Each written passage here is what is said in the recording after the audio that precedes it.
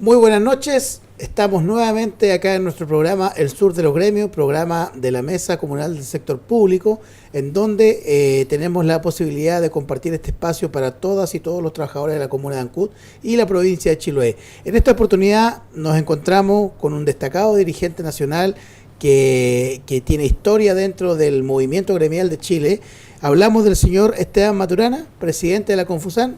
Don Esteban, muy buenas. Un gusto estar por acá, un Chiloé nevado. Sí, un Chiloé raro. Hace muchos años que no pasaba eso por acá. Exactamente. También estamos con don Mauricio Lacabe, nuestro panelista. Mauricio, ¿cómo estás? Muy bien, buenas noches Andrés, buenas noches don Esteban.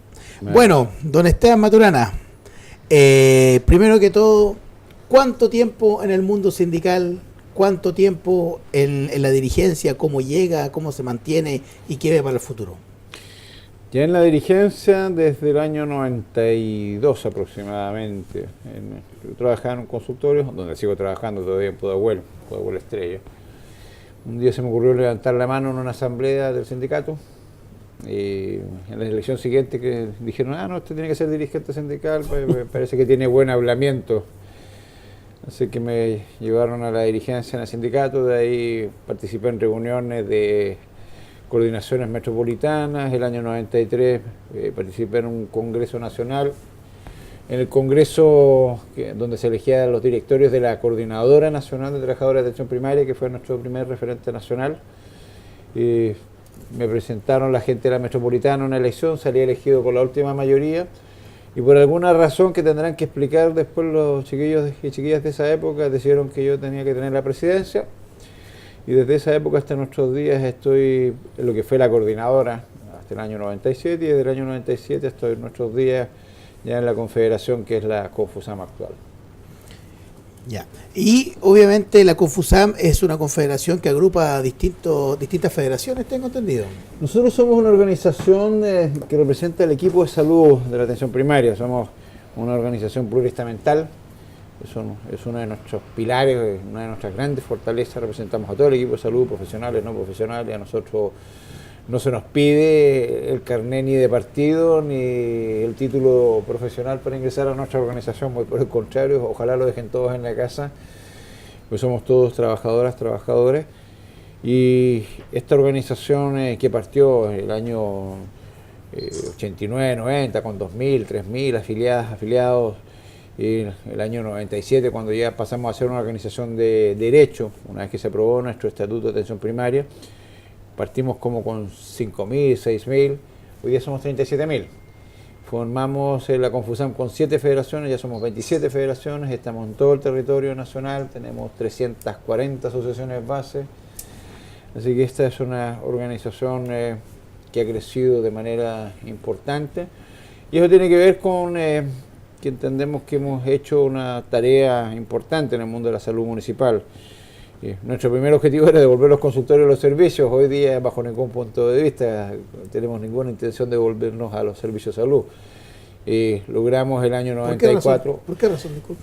Porque las cosas han cambiado en Chile. Si bien la municipalización se hizo en dictadura y como una medida para quebrar gremios poderosos, que eran los gremios de salud y educación, se municipalizaron más o menos al mismo tiempo, y para generar las condiciones que permitieran el surgimiento de la salud privada y de la educación privada, mediante el quiebre de la salud pública. Sin embargo, las cosas a lo largo del tiempo han ido cambiando. Hoy en día los municipios son parte de la administración del Estado y que tiene tareas distintas al municipio tradicional. Antiguamente el municipio era el organismo que se preocupaba de recoger la basura, tener los farolitos en las plazas públicas y esas cosas. Y hoy en día el municipio es gobierno local, es decir, hay que preocuparse de la salud, de la educación, de la defensa, de la seguridad ciudadana, del medio ambiente, de la cultura, los deportes, la recreación. Y para nosotros es importante que los municipios administren salud y educación. Hay que dotar de poderes a los municipios. Claro, se nos entregan hoy día los poderes y las responsabilidades, pero falta lo indispensable, los recursos. Claro. Ese es uno de los dramas que tenemos en salud municipal y en educación municipal. Y además nosotros logramos, cuando en tiempos de Erwin, dado que le temblaba un poquito las canillas a la concertación de aquella época y había que hacer política en la medida de lo posible, porque Pinochet sí se fue de la moneda, pero se fue ahí nomasito al frente, el Ministerio de Defensa. Sí. y la concertación de aquella época, los Lagos, los Escalona, los Elwin de esa época, vivían más preocupados de no molestar a los militares que de hacer política y de hacer realidad aquello de la alegría ya viene. Y en este escenario, cuando nosotros le fuimos a decir a Elwin, oye, ya, bueno, llegó la democracia y vino la alegría, queremos que nos devuelvan al Ministerio de Salud, donde estábamos nosotros antes. Y la verdad es que nos dijeron que no, porque no había que hacer mucho ruido para no molestar mucho a los milicos, y dijeron, bueno, se mantiene la municipalización. En ese escenario nosotros tuvimos que dar una pelea distinta, peleamos por nuestro estatuto, el estatuto de atención primaria. En aquella época también se discutió el estatuto docente, pero nosotros, por algunas razones que después analizaremos, tuvimos la suerte de lograr una norma legal, un estatuto administrativo que es una joya, porque es el último estatuto administrativo en Chile que garantiza carrera funcionaria y que nos permitió mejorar las condiciones de nuestra gente de manera impresionante. Y hoy día somos un sector importante, hoy día la atención primaria en Chile es prioridad en la construcción de un sistema de salud de cara a los problemas de salud que tiene la gente hoy en día, que necesita mucha más prevención y promoción que curación, y eso se hace con nosotros en atención primaria.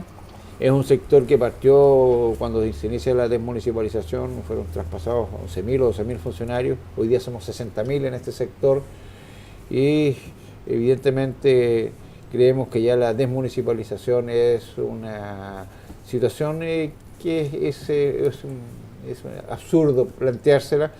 Al contrario, nosotros creemos que hay que fortalecer la municipalización de la atención primaria. Claro que sí, por supuesto, obvio.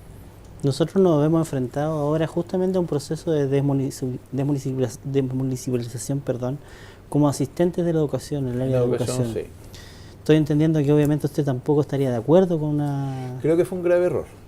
Creo que es un grave error, porque ¿por qué se desmunicipaliza la educación y por qué los alcaldes resuelven la desmunicipalización de la educación?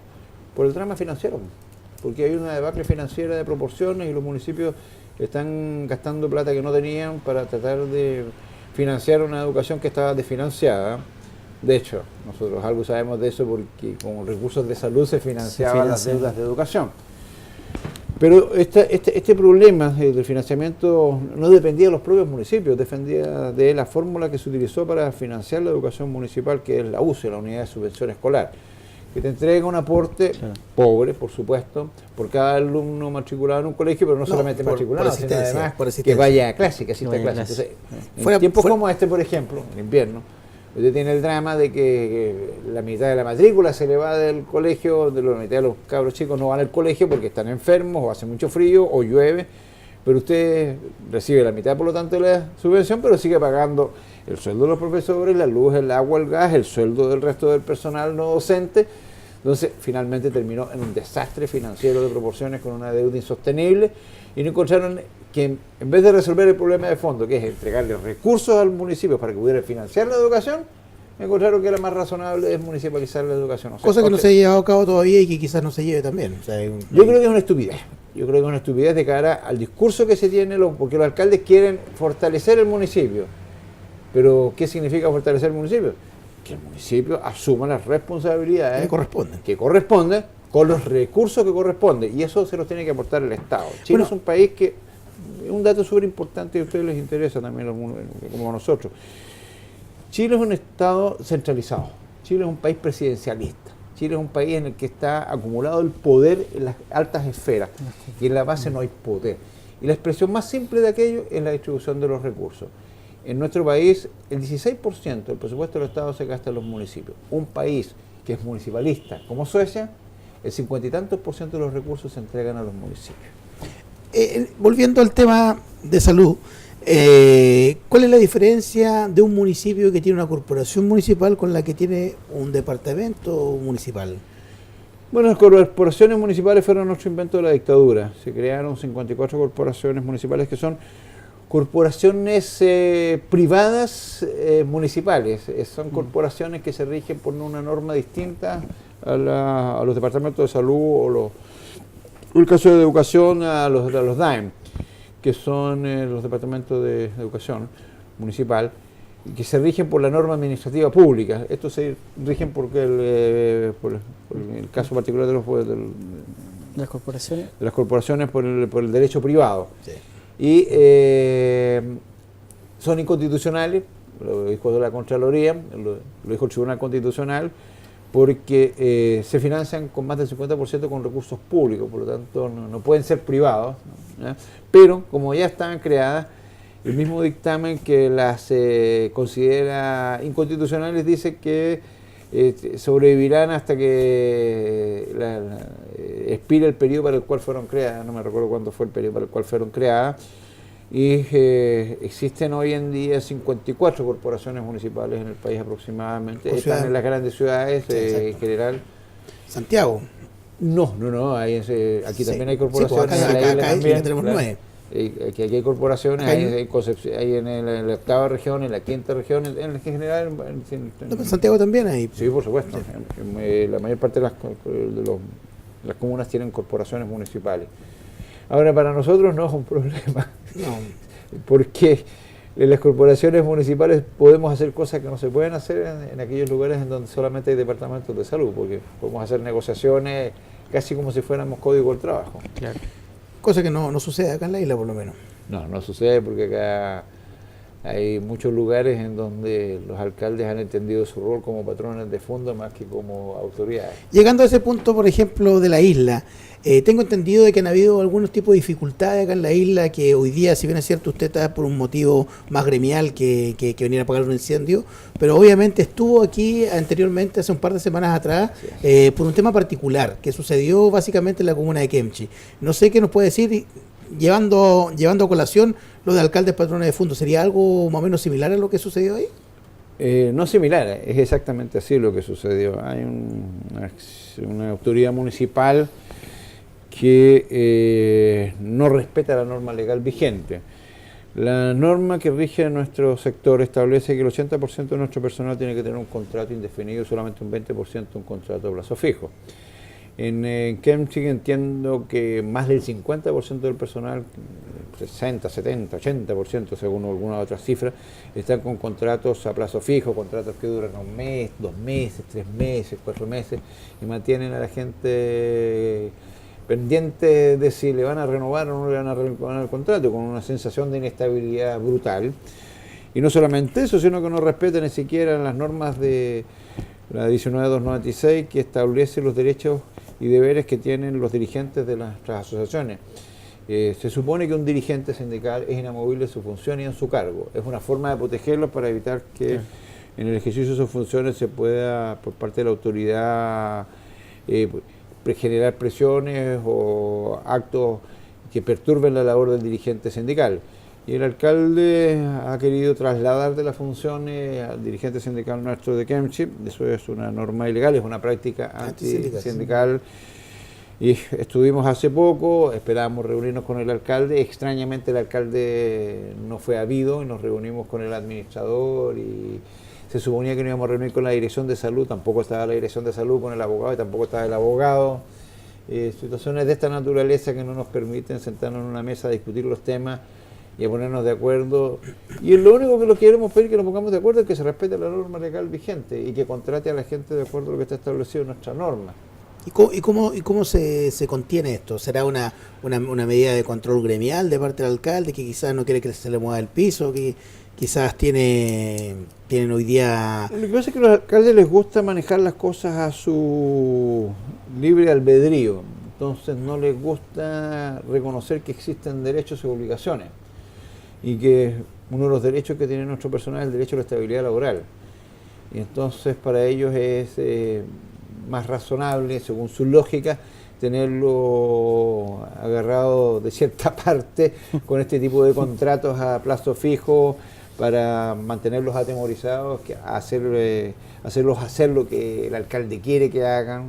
En definitiva, es una forma de mantener una relación laboral autoritaria, basada en el amedrentamiento sistemático, y por supuesto eso hace que la gente esté trabajando en condiciones de un permanente asedio y genera un ambiente, un clima laboral extremadamente enrarecido, de temor, de angustia, y en ese escenario impera la voz del más fuerte, el alcalde. Bueno, pero lo importante es que la gente por lo menos ha tenido el apoyo de sus gremios, de sus bases, y obviamente también nosotros siempre lo hemos dicho acá en el programa, o sea, acá la principal responsabilidad es la unidad de los trabajadores, que de repente cuesta un poco, pero que obviamente cuando esa unidad se concreta, se puede forjar un bloqueo defensivo de los derechos laborales bastante óptimo, porque también hay que entender de que de repente las reparticiones públicas no funcionan de la manera que esperáramos. No solamente de repente, Sí, demasiado más que de repente. Quiero ser un poquito más generoso. No hay que ser generoso. De hecho, el propio gobierno lo hemos definido nosotros como el peor empleador, lo hemos dicho en más de alguna oportunidad. El propio gobierno no respeta la norma laboral. Por ejemplo, dentro de los principios de la Dirección del Trabajo se hace ver un ente pro trabajador, lo cual nosotros hoy día está completamente claro de que ese principio, si no está vulnerado, está mal interpretado. La verdad es que la Dirección del Trabajo no es un ente creado para proteger los derechos del trabajador. Es un ente fiscalizador, esencialmente, que se supone que tiene que velar porque se respeten las normas legales vigentes. Y toda norma legal, por principio, contempla derechos y deberes. Ahora, lo que ha ocurrido es que no se ha resguardado debidamente ni los derechos ni los deberes en el caso de la Dirección del Trabajo. Y así tenemos hoy en día un gobierno empleador que es el peor empleador, es el más grande empleador. O sea, la dotación de personal en la función pública somos más de 400.000. Y se supone que hay normas que establecen el 80-20 para toda la administración pública, y se sabe que en la administración pública hay personal contratado honorario, que es ilegal. Claro. Es absolutamente ilegal, porque la propia Contraloría ha señalado que el personal honorario es un personal que se contrata para tareas eventuales, para labores que no son permanentes, personal que no tiene regulación horaria ni tiene dependencia jerárquica. Y sin embargo, tenemos personal que trabaja años, o sea, tareas permanentes, con contratos a honorarios, tienen que entrar a las 8 e irse a las 5, marcan entrada y salida, y además de eso tienen jefaturas, es decir, se incumplen absolutamente todas las condiciones que niegan la existencia de un honorario, y eso lo hace el propio Estado chileno. Los propios ministros y la propia Presidenta de la República tienen personal contratado a honorario, es decir, la cabeza misma del gobierno no respeta la norma laboral vigente. ¿Y eso sería un problema constitucional? No, es un problema de que hay un discurso público y una práctica privada. El discurso público es de querer construir un país democrático, un país con más justicia social, con más igualdad, con más solidaridad, un país que respete los derechos del trabajo, pero en la práctica hacemos exactamente todo lo contrario, partiendo por la casa. Sí. O sea, se hace al final a costa de los trabajadores, no como debiese ser. Por supuesto, lo que pasa es que es triste reconocerlo, pero la alegría se quedó pegada en el camino. Llegó, pero para muy poco. Pero también no solamente tenemos que culpar de repente al empleador, porque también aquí, hoy día, por ejemplo, hablamos desde lo que nos toca vivir a nosotros acá en la práctica Chiloé, pero yo creo que nos dista mucho la realidad país. Por ejemplo, que acá nosotros tenemos una CUT ausente, una CUT que no se hace parte de los problemas de los trabajadores.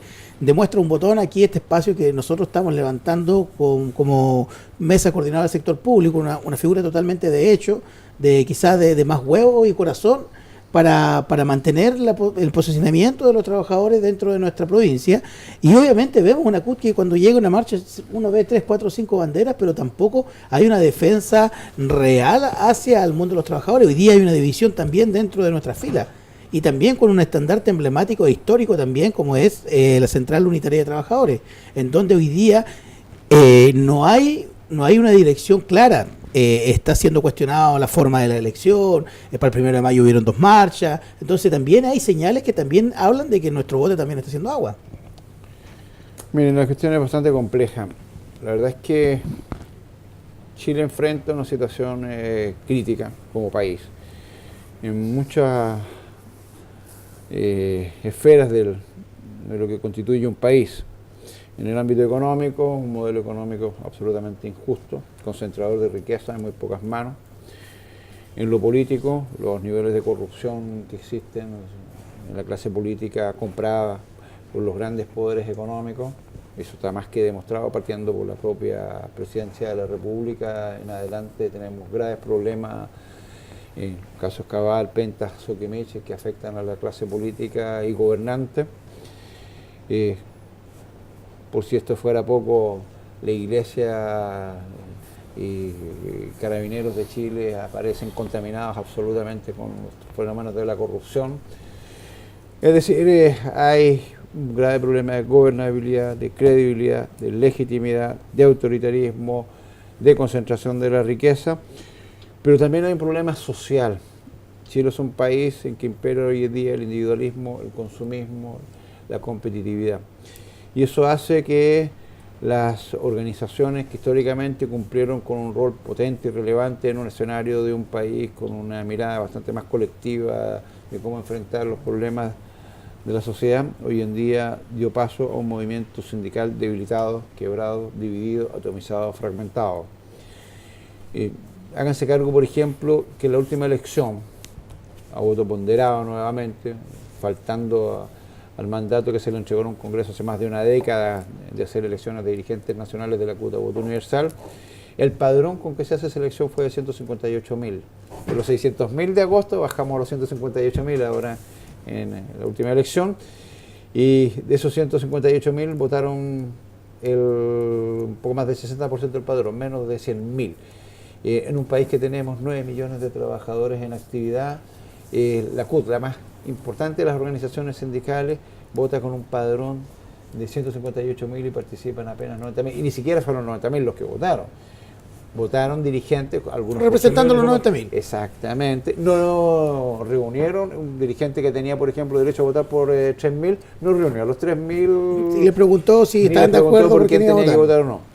Un sindicalismo que además está presa de vicios que no le permiten ser un verdadero representante de los intereses del mundo del trabajo. Y estos vicios son la falta de democracia, elecciones a voto indirecto, por ejemplo, la falta de transparencia en los manejos financieros de la central, y un tema que es para nosotros grave, el que esta central es hoy en día una central con una directiva sometida a los designios de sus tiendas políticas. Uno no puede desconocer la historia. Hay un vínculo entre la CUT históricamente y partidos de la izquierda chilena como el Partido Comunista, el Partido Socialista, que es indesmentible, no podemos desconocerla. Pero la CUT en el año 1973 era una CUT que tenía casi 1 millón de afiliados. Era un país que teníamos una fuerza ocupacional de un poco más de 4 millones de trabajadores.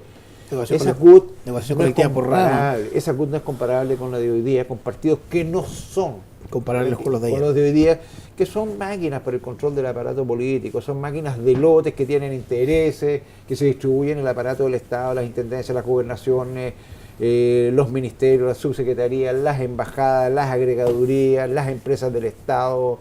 Es decir, hoy día no es lo mismo hablar del Partido Comunista de Chile el año 2017 que hablar del Partido Comunista de Chile en el año 1970, 1980, o el Partido Socialista en 1970, 1980. Quizás por esa razón perdimos la oportunidad histórica de volver a una negociación colectiva por rama en esta reforma laboral, que se presentó un proyecto que quizás representaba un poco más a los trabajadores, y salió un proyecto que obviamente quizás mejoró algunos aspectos, pero que obviamente quedamos todos los dirigentes totalmente en deuda. No, esa reforma laboral resultante de las negociaciones de la cúpula de la CUT, sin consultar mayormente su base, fue un desastre.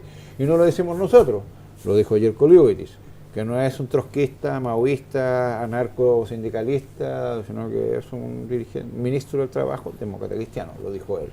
Lo dijo la María Esther Férez, ex directora nacional del Trabajo, socialista. Ellos salieron reconociendo que esta reforma había sido un verdadero retroceso. Y eso es el resultado de una CUT que, en vez de representar los intereses de su base social, representa los intereses del gobierno, porque son parte de una coalición política que es la coalición que gobierna hoy en día el país.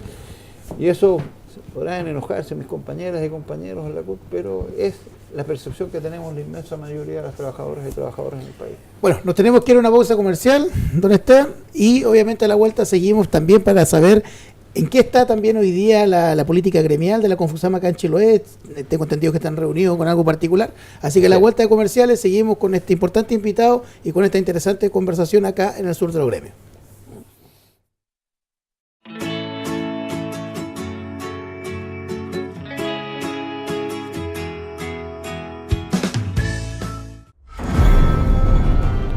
Porque disfrutar del mejor sabor no es cosa de juegos. En Ancudo, Game of Pollo. Ahora, las más sabrosas preparaciones están a tu alcance, con el sabor inconfundible de Game of Pollo. En Ancudo, a pasos del terminal municipal, en Avenida Prat 1302. También nos encuentras en Facebook como Game of Pollo.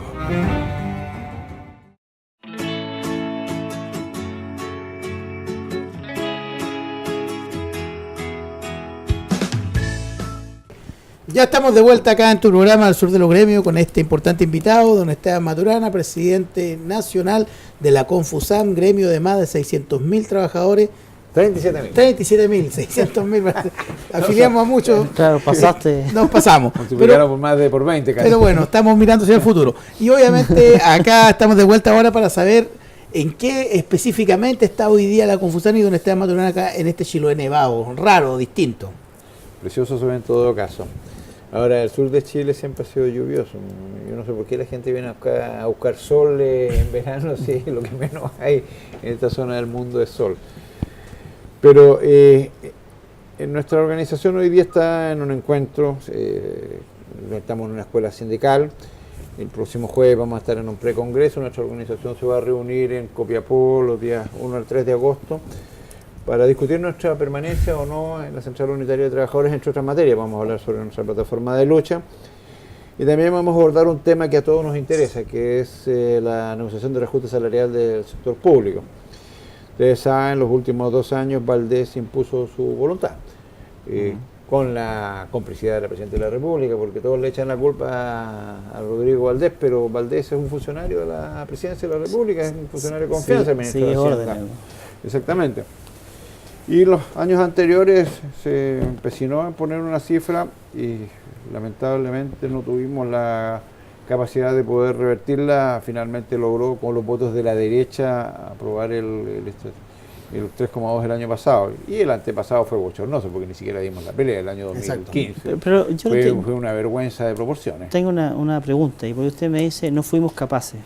Pero yo creo que en términos de los movimientos sociales, sí fuimos capaces, o sea, sí movimos a la gente estaba en este movimiento, ¿cierto? O sea, nosotros sí, aquí... finalmente el gobierno, los empresarios y la derecha se pusieron de acuerdo, votaron en la norma legal en el Parlamento y ya no había nada más que hacer. Ahí es la pregunta, ¿cómo se revierte eso? Porque si desde las bases tenemos un planteamiento y la cúpula tiene otro, y entiendo que no tenemos herramientas, o nos quedamos sin herramientas. ¿Qué se hace a su juicio?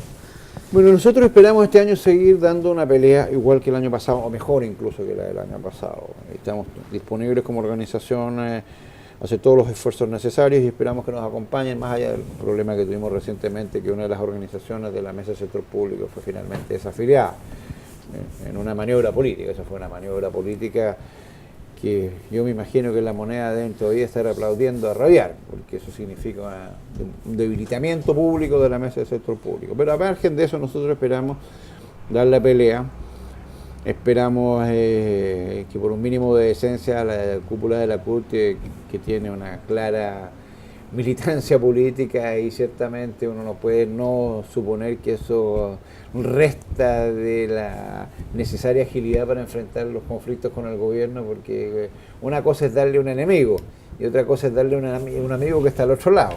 Es muy distinta la cosa. Así que esperamos dar esa pelea en un escenario en que Valdés no la tiene tan fácil, el gobierno tampoco, porque estamos hablando de un escenario preelectoral con una elección abierta, absolutamente abierta, con 3 protagonistas por alguna opción, que son por una parte la Alianza por Chile, o Chile Vamos, la nueva mayoría que pretende seguir en el gobierno, que está medio despedazada la cosa por ahí, sí. Y el Frente Amplio, que es un actor nuevo en esto.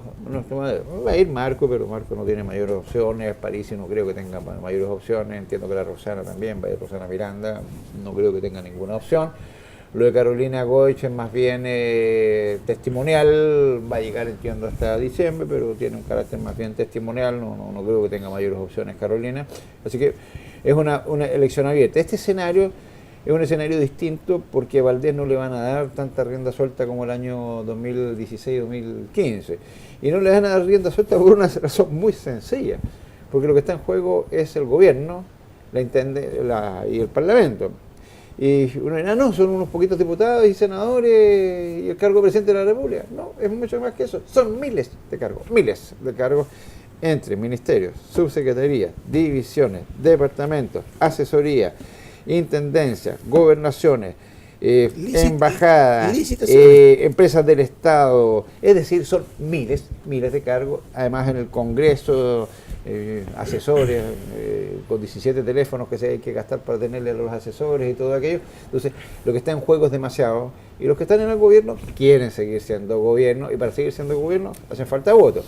Y si se ponen idiotas y se ponen pesados y tosudos en las negociaciones, y lo que están en juego son 400.000 votos, ni más ni menos. Yo creo que una cosa que tocaba Mauricio, que es muy importante, que yo la tengo aquí anotadita, es ¿qué hacemos? Nosotros, por ejemplo, como regiones, por lo general, creemos hacer bien la pega en estar acá, estar paralizados, paralizar, cortar las carreteras, estar presentes para todo este tipo de movimientos, y quizás no faltará un poquito más de coordinación y articulación, lo que tiene que ver con el país, y sacar un poco el conflicto madre que está en Santiago, y obviamente tratar de hacer un escenario de conflicto más territorial a lo largo de Chile, más que sea testimonial, de tratar de enfocar, por ejemplo, en lo que tratamos de hacer desde acá, que está conformada la Mesa del Sector Público de Ancud, de Castro y Guellón, y que no está conformada en el mes de noviembre cuando comienza el paro, sino que estamos funcionando durante todo el año. Quizá no será mejor tratar de organizar el tema gremial desde antes para llegar preparado. Pero miren, el año 2015 fue bochornoso, fue una negociación en la que no hicimos nada. Habíamos 15 organizaciones en la Mesa del Sector Público. Esas 15 organizaciones, 9 votaron por no hacer nada y 6 votamos por hacer paro. Estábamos en minoría, así que no hicimos absolutamente nada, tuvimos que salir a dar la cara. Salimos a dar la cara al interior de nuestra organización. Pero dijimos que el 2016 iba a ser diferente y empezamos desde muy temprano como Confusam a generar las condiciones para que la negociación empezara, se diera. Hablamos de paro, logramos mantener un paro de 19 días con todo el resto de las organizaciones del sector público, y como tú señalabas, efectivamente fue una negociación muy distinta. El año 2015 la gente nos maltrató, y con justa razón, pero el año 2016 la gente reconoció que habíamos dado la pelea, y reconocieron que se habían hecho bien las cosas y que la responsabilidad fue completa, total y absolutamente del gobierno. Eso para este año esperamos replicarlo, y nosotros al margen de la crisis de la CUT, desde principios de año que estamos exigiendo que se reúna la Mesa del Sector Público, exigiendo que se redacte el petitorio, exigiendo que se presente el petitorio al Ministerio de Hacienda, y exigiendo que se planifiquen desde ya las movilizaciones que hay que hacer en todo Chile. Porque no es una negociación de Santiago, esto es una negociación de todo Chile. No estamos hablando de los 150.000 funcionarios que habrán en Santiago, estamos hablando de 400.000 trabajadores de los servicios públicos en todo el país, porque además es importante no solamente para nosotros, funcionarios públicos, lo que ocurre en esa mesa del sector público, es importante para todos los trabajadores del país, porque la señal de reajuste del sector público es una señal que opera en el mercado, una señal para las negociaciones con el mundo privado. Así que lo que ocurre este año va a marcar, por supuesto, todos los procesos de negociación del año siguiente, de lo que resta del 2017 y lo que quede para después del 2018, y por eso es tan importante esta negociación. Pero también para nosotros es importante que Valdés no se la lleve pelada. Nosotros sabemos que Valdés ya tiene seguramente contrato con el Banco Mundial, con el Fondo Monetario, con alguna empresa del Estado, con alguna empresa privada, porque cuando se vaya de la moneda de Teatino, él, si hizo bien la pega, va a encontrar, por supuesto, un muy buen cargo con unos buenos millones de pesos mensuales en cualquier empresa por ahí, llámese empresa del Estado, llámese empresa internacional, algún Banco Mundial, cosa por el estilo. Pero nosotros nos quedamos, y en ese nosotros nos quedamos, obviamente, lo que tenemos claro es que el gobierno tiene con nosotros una deuda acumulada importante y se la queremos cobrar este año. Y se la vamos a cobrar. Oye, preguntarle algo, voy a volver sobre la CUT, porque para mí al final sigue siendo una piedra de tope. Y ha quedado demostrado que está preocupada de estar siempre leal por el lado del gobierno, en el fondo, de la nueva mayoría hoy día. Tuviéramos el 1 de mayo una marcha alternativa, si estuvieron bajo. He leído algunos documentos donde se habla de crear un estamento paralelo a la CUT, que fuera más representativo. No es nuestra opción. No es nuestra opción. Se habla de, incluso hasta una central de trabajadores del sector público. No es nuestra opción. Nosotros creemos que los paralelismos en Chile no han tenido buen resultado y creemos que lo que hay que hacer es cambiar la CUT, refundar la CUT, y llevar la democracia a la CUT, llevar la transparencia a la CUT y sobre todo liberar a la CUT de las garras de las tiendas políticas. ¿Cómo se hace eso? Creemos que todo el mundo tiene derecho a militar en un partido político, incluidos los dirigentes y dirigentes sindicales. No es que puede poner en discusión aquello. Claro. Al contrario, nos parece muy bien que un dirigente sindical tenga militancia política, pero sabemos claramente que hoy en día es condición básica que un dirigente sindical deje el carnet del partido en la casa y que las órdenes que se sigan en el movimiento sindical sean las órdenes de nuestra base sindical y no las órdenes del partido. Primer paso, el voto universal. Voto universal, transparencia y autonomía son las condiciones esenciales para que la CUT resurja como una fuerza poderosa. Y Chile necesita un movimiento sindical potente. Las cifras son lapidarias en materia de salariales, en materia de pensiones, en materia de distribución de la riqueza. Todo dice que necesitamos un movimiento sindical capaz de confrontar a los empresarios. Y estar a la altura de lo que nos gusta compararnos, como siempre vemos en televisión, que la OCDE para acá, que la OCDE para allá, que la OCDE para arriba, que la OCDE para abajo. Y obviamente cuando hablamos de la OCDE en cifras macroeconómicas nos creemos estar cercanos, pero cuando hablamos de negociación colectiva vemos que todos los países desarrollados tienen negociación colectiva en materia por rama, de derechos y en derechos, exactamente. Entonces hoy día yo creo que también es responsabilidad de nuestra Central Única de Trabajadores el avanzar a ese camino y que ojalá reconquistar el poder que está dentro de las bases. También me gustaría preguntarle su opinión, si está enterado, acerca de que hoy día nosotros acá en la provincia de Chiloé tenemos una demanda en común con varios gremios que estamos en la mesa del sector público, llámese la gente de la CEMUSH, nosotros como asistentes de la educación, la misma gente de la Confusam, que hoy día estamos por la nivelación del bono de zonas extremas. Hoy día tenemos una lucha que nosotros como asistentes de la educación la vivimos en su minuto de forma particular y logramos ciertas mejoras, pero como provincia de Chiloé, pero hoy día queremos por primera vez dar esta pelea como Chiloé, con todos los actores de los gremios dentro de la provincia, llámese la CEMUSH, la Confusam y también los asistentes de la educación y hoy día también cierto sector de la ANEF. Hoy día usted como dirigente, como presidente de la mesa del sector público, o sea, de la mesa de la Confusam, ¿usted está al tanto de la diferencia que existe entre la nivelación del bono zona extrema que tenemos nosotros como Chiloé, que queremos homologarnos a Palena? Lo sabemos, de hecho, una de nuestras negociaciones puso el bono especial de zona extrema, como quieran llamarle, en el caso de Chiloé. Y creemos que hay que nivelar para arriba. Incluso sabemos que es esencial modificar la forma de base de cálculo del bono, porque en algunos casos se calcula de una forma y en otros casos se calcula de otra manera. Hay sectores que tienen privilegios para nosotros inaceptables, como el Poder Judicial y las Fuerzas Armadas. Y creemos que hay que igualar a todo el personal de los servicios públicos, pero nivelar hacia arriba, no hacia abajo. Y también sectores territoriales, porque por ejemplo la base de cálculo principal de la ley 20.313 es la falta de conectividad. Y hoy día nosotros estamos por debajo que Antofagasta. Sí.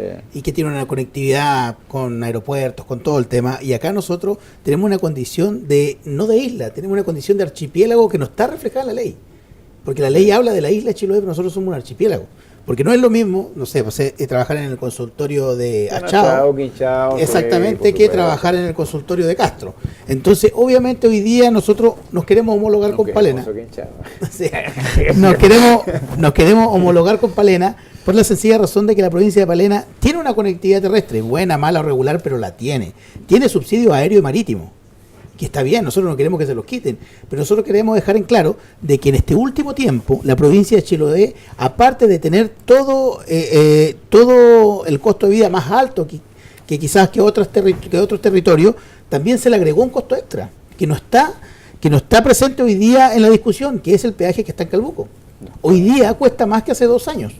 salir de la isla. Entonces hoy día nosotros estamos muy por debajo porcentualmente, o sea, no estamos hablando de 20.000 pesos, estamos hablando que estamos por debajo, sobre más de 120.000 pesos. Entonces obviamente creemos y tenemos hoy día la oportunidad de dar esta pelea con las federaciones de los gremios que hoy día están, pero darlo como todo Chiloé, no como un sector en particular. No, por supuesto, y Confusam va a estar en esa pelea y nosotros a nivel nacional apoyaremos absolutamente la pelea que se dé aquí en Chiloé, igual que lo hicimos en Copiapó, aunque ahí también lamentablemente la pelea no tuvo el resultado que uno hubiera esperado y desgraciadamente ahí uno sabe que la CUT también cumplió un triste papel porque el partido operó. El partido operó. O sea, estamos hablando que la CUT hoy día, aparte de no funcionar, hoy día viene a entorpecer ciertas negociaciones. Tenemos la convicción de que el mal resultado de las negociaciones en Copiapó, la CUT tiene una responsabilidad con mayúscula. Sí. Bueno, y eso también yo lo vuelvo a repetir, o sea, lo dijimos, o sea, aquí no es una campaña anti-CUT, porque nosotros en este programa no es la primera vez que se toca este tema, pero es una realidad latente. Estamos hablando de la directiva, porque en eso hay que ser más preciso, por supuesto. Por eso, pero es una realidad latente y yo creo que se basa también en la falta de democracia de la misma central. Yo creo que ese es el principal, porque por ejemplo, la CUT de antes con la CUT de hoy día hay un mundo de diferencia. Y obviamente eso lo tocó usted, pero ojalá se pueda refundar y ojalá no quede en el discurso, porque yo creo que ustedes como dirigentes nacionales son los primeros llamados a tratar de hacer conciencia y a tratar de visualizar estos contenidos, porque en realidad hay mucha gente que no tiene acceso a la información. Hoy día la información no llega a las bases.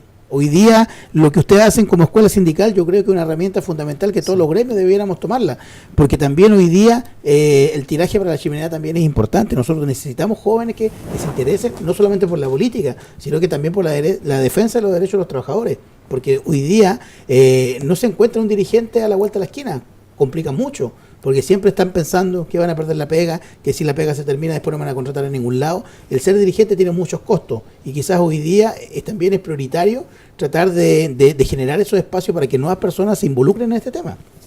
Por supuesto, nosotros llevamos ya algunos años en tareas que tienen que ver con algunos ámbitos específicos del quehacer sindical. Uno de ellos es el trabajo de jóvenes, aparte del trabajo de género, por ejemplo, tenemos un trabajo de género bastante sólido y por muchos años. También tenemos trabajo de jóvenes, tenemos un ejército de jóvenes sindicalistas que tenemos en permanente formación, que son el recambio, que son esenciales. O sea, el movimiento sindical para sobrevivir necesita ir generando los recambios necesarios. Y por supuesto también nos interesa que nuestra base, tanto a nivel de federaciones como en nuestras asociaciones base, vaya adquiriendo herramientas y refrescando las que ya tiene, actualizando las que ya tiene, para poder cumplir mejor la tarea de ser dirigente sindical.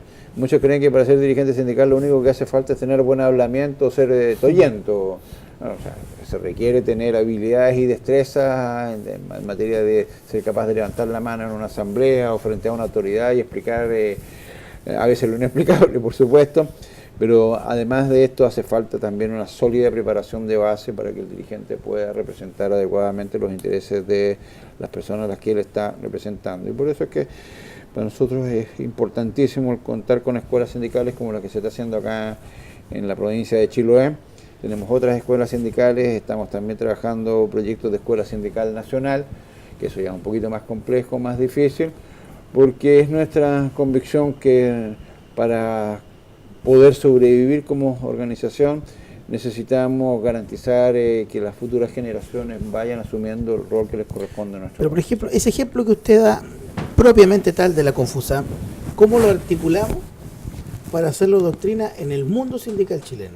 Bueno, no somos los únicos que estamos en esa parada, hay varias organizaciones que tienen esta convicción. Ahora, yo creo que lo que a Chile le hace falta es un movimiento sindical potente, poderoso, sólido, fuerte, autónomo, democrático y transparente. Esa es la pelea que hay que dar hoy en día al interior de la Central Unitaria de Trabajadores. Nosotros estamos en esa parada y esperamos, porque el malestar de la base social en la CUT es cada día mayor. Una cosa es la dirigencia nacional de la CUT, el Consejo Directivo Nacional de la CUT, otras son las CUT provinciales. Uno habla con los dirigentes en las CUT provinciales y el discurso que ellos tienen se acerca más a nuestro discurso que al discurso formal de la directiva nacional. ¿No existen las CUT comunales? Y no existen las CUT comunales, pero además también una de las quejas que hay en la CUT es que, a pesar de haber acordado hace muchos años descentralizar a la CUT y entregar recursos desde la CUT nacional a las CUT provinciales para el desarrollo de las CUT provinciales, todavía están esperando las CUT provinciales. Bueno, esas son las tareas que nosotros nos hemos dado: fortalecer nuestras organizaciones de base nacionales y, por supuesto, avanzar hacia la construcción de una CUT distinta en un país en la que urge una CUT distinta. Un solo desafío pongo sobre la mesa que nos obliga a tener esa CUT. Ustedes saben que las pensiones que están entregando las AFP son miserables. Tenemos un ejército de veteranos que se jubilan con pensiones miserables. Y eso nos obliga a cambiar el sistema actual de AFP, que es de capitalización individual, un negocio, la lógica del mercado aplicado al derecho a las pensiones, para pasar a un sistema de reparto solidario. Bueno, para que eso ocurra, tenemos que enfrentarnos al negocio más potente que hay en el país, las AFP. Administran un capital de 200.000 millones de dólares, eso es una locura. Con eso se compran ministros, presidentes, subsecretarios, diputados, senadores, se compra todo. No lo digo como una acusación hacia el voleo, lo dice la evidencia de todos los días, que están todos comprados, ley de pesca, qué sé yo, lo que ustedes quieran, aparece por todos lados. Necesitamos, para lograr abatir ese negocio, para terminar con ese sistema y para pasar a la lógica del reparto solidario, un paro nacional productivo. Necesitamos parar Chile. Y para parar Chile necesitamos una CUT que sea capaz de enfrentar ese desafío y ponerse al frente de ese desafío. Y esa CUT hoy día no existe. Estamos muy lejos. Por ejemplo, ahora que nombró AFP, por ejemplo, uno de los grandes problemas que tenemos, por ejemplo, en algunas corporaciones municipales, básicamente esta, en donde hay cotizaciones impagas, no 1, 2, 3, estamos hablando 10, 20 meses. Las lagunas previsionales. Lagunas previsionales, en donde se te descuentan a ti como trabajador esta reflexión. Eso es un robo. Eso es un robo. Eso sucede acá en Ancud sucede eso. Ese es un robo, no pasa solamente aquí en Ancud, eso pasa en Chile, eso pasa en muchas partes en el país, incluido Santiago, la Florida, el alcalde de Cerro Navia, Plaza también no pagó durante mucho tiempo las cotizaciones. No es solamente acá, ese es un pecado que se replica en todo el país, de alcaldes o empleadores que no pagan las cotizaciones de sus empleadores, lo que desde nuestra perspectiva es un robo, porque esa cotización, ese 10% es del trabajador, es sueldo del trabajador que tiene que ir a un fin específico, que es su fondo de pensiones. Al no entregarlo, lo que se está haciendo es una retención indebida. Por eso es la forma elegante de llamarlo, porque en la práctica concreta es un robo. Por ejemplo, y no solamente eso, sino que comienzan con la AFP, pero después se meten en los créditos sociales, efectivamente, después los seguros, los descuentos variables, y lo más triste es que nuestra gente aparece después en el DICOM. La caja de compensaciones. Lo más triste es que nuestra gente después o quiere postular a un crédito hipotecario, no puede porque está en el DICOM. Nosotros acá tenemos casos bastante importantes. Por ejemplo, tenemos ciertos trabajadores que no han podido postular al subsidio de vivienda. Tenemos trabajadores jóvenes que nos pueden seguir cobrando el bono de empleo jóvenes. Y no tienen absolutamente ninguna responsabilidad. Y hoy día nosotros tenemos un compromiso sí con la primera autoridad de la comuna, en base también al trabajo que ha realizado la mesa del sector público, en donde tenemos hasta el mes de julio, que ya queda poco tiempo, y en donde tendríamos que tener ya una solución. Porque también hay que entender de que esta, en el caso de la comuna, es una deuda heredada, pero que también se ha mantenido una práctica que, si bien es cierto, se ha corregido, y se ha corregido en cierta manera con el área de salud que usted representa, pero solamente en el tema previsional, porque en el tema en el descuento variable todavía la gente de la Confusama acá en Ancud tampoco tiene derecho a sacar crédito por la morosidad que, entre comillas, tiene la empresa, porque nosotros en la liquidación de sueldo estamos al día. Y tenemos un compromiso en el mes de julio, y esperamos que ese compromiso se cumpla. Y si no se cumple, obviamente hay que hacerle entender a la gente que uno tiene que exigir sus derechos. Porque si bien es cierto, esta práctica nosotros la veníamos viendo hace años, pero jamás habíamos tenido los perjuicios que hoy día se está teniendo. Hoy día el no pago del bono de empleo jóvenes, el no postular a subsidio, el no sacar crédito, gente que tiene atenciones de salud, que ha querido atenderse en la salud privada por un tema de recursos, por un tema personal, de su libre albedrío de hacer lo que ellos estiman conveniente con sus recursos, no lo pueden hacer. Así es. Y hoy día, gracias a Dios, no ha pasado nada grave, pero hay una vulneración de los derechos bastante importante, y que, como usted plantea, no solamente sucede acá, sino que sucede en el país, y eso yo creo que es un síntoma de que el país, obviamente, al no tener un sindicalismo fuerte y robusto como usted plantea, son las consecuencias. Así es, son las consecuencias de un modelo de desarrollo económico hecho para el beneficio de unos pocos y que se hace con cargo a la situación lamentable de millones de trabajadores. Es el dato de realidad más duro, que unas pocas familias se comen más de la mitad de la torta y el resto del país tiene que vivir con lo que sobra. La ventaja comparativa del modelo económico chileno es que tiene una fuerza laboral, una mano de obra muy barata, muy parecido al modelo chino. Volviendo a la AFP, es que en el fondo aquí me quedé pegado un poco en esto de los cambios que no podemos lograr. Porque tuvimos marcha, el movimiento No AFP sacó millones de personas a la calle. O sea, pensar que hay un gobierno que no escucha a millones de su... Después hablamos de el reajuste del sector público también, una cantidad impresionante de gente en la calle. Yo no recuerdo otra movilización como la que tuvimos el año 2016, sin los frutos esperados tampoco. Entonces al final tenemos una cúpula que no veo. Ahora usted dio creo yo en el paso, hay que fortalecer a la CUT, podría ser una solución, pero no veo otra fórmula. No sé qué piensa usted con respecto a eso. Tenemos una ciudadanía que hoy día está molesta y lo y lo manifiesta ahora ya en las mínimas cosas. Sí, ahora lo importante es que la ciudadanía entienda que la revolución no se hace en el Twitter ni en el Facebook. Estamos de acuerdo. Hay mucha gente que cree que su contribución a los cambios que el país necesita es suficiente. Un par de mensajes, un par de improperios en las redes sociales, y con eso ya se sienten tranquilos y con su conciencia relajada porque ya contribuyeron a las transformaciones que el país necesita. Para cambiar este modelo económico, para avanzar hacia un país más justo, más democrático, más transparente, con un modelo económico distinto, que respete el medio ambiente, que respete los derechos de las personas, que garantice pensiones dignas y decentes para la gente, que garantice educación pública gratuita y de calidad, y pensiones justas. Eso exige que el país se mueva, exige una fuerza social y política que al margen de las militancias y de las convicciones religiosas, deportivas de cada quien, entienda que tenemos un objetivo común, que es construir un país distinto. Y eso creo que en la coordinadora No Más AFP hemos dado muestras de que es posible hacerlo.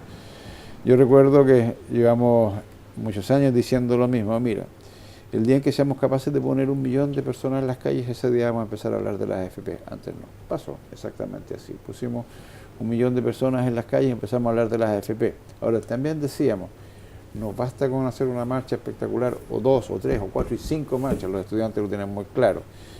Además de hacer fuerza en las calles con millones de personas marchando en nuestras marchas familiares, necesitamos parar el país.